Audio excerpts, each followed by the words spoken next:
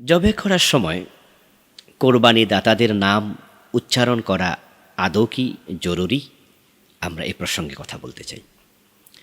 আমাদের দেশে আমরা দেখি যে যখন কোরবানির প্রাণী জবে করা হয় তখন হুজুরের হাতে একটি লিস্ট ধরিয়ে দেয়া হয়।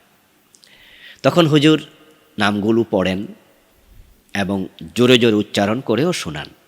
তারপরে তিনি বিসমিল্লাহি আল্লাহু আকবার বলে জবে করেন। অথচ এটার কোনো জরুরত নেই, যদিও সেটা জায়েজ, কিন্তু এটাকে আবশ্যক মনে করা যাবে না।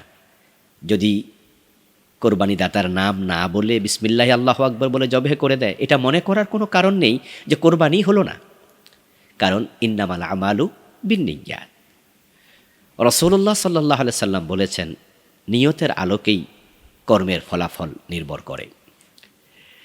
তাহলে আপনি যখন জবে করার জন্য প্রাণীটি কিনেছেন কোরবানি করার জন্য, কে কিনেছে সেটা আল্লাহর কাছে চলে গেছে, এবং যিনি কিনেছেন তিনিও জানেন যে এটা আমি কোরবান করার জন্য কিনেছি, এটা আমার পক্ষ থেকে কোরবান হবে। তবে হ্যাঁ, রাসূলুল্লাহ সাল্লাল্লাহু আলাইহি ওয়াসাল্লাম যখন পশু জবে করতেন তখন তিনি বলতেন, আল্লাহুম্মা তাকাব্বাল মিন মুহাম্মাদিন ওয়া আলি মুহাম্মাদ। আল্লাহর হাবিব বলতেন যে আল্লাহ মুহাম্মাদের পক্ষ থেকে, মুহাম্মাদের পরিবারের পক্ষ থেকে তুমি এটা কবুল করো। তাহলে নাম নিতে অসুবিধা নেই, আপনি বলতে পারেন আল্লাহুম্মা তাকাব্বাল মিন ফুলান ইবনে ফুলান, আল্লাহ অমুকের ছেলে অমুকের পক্ষ থেকে তুমি কবুল করো। যদি আপনি জবে করেন আর সে প্রাণী আপনার সাথে অনেকে শরিক ছিল, তো আপনি বলেন আল্লাহুম্মা তাকাব্বাল মিন্না, হে আল্লাহ আমাদের পক্ষ থেকে কবুল করো।